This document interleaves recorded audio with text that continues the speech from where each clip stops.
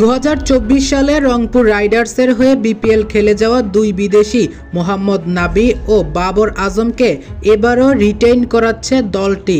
আবারও দলটির জার্সি গায়ে দেখা যাবে এই দুই বিদেশি ক্রিকেটারকে। যদিও সবাই চাইবেন আজমাতুল্লাহ উমরজাইকে দলে নেওয়ার জন্য, তবে তিনি যে এবার SA-20 দল পেয়েছেন, খেলবেন SA-20 লিগ।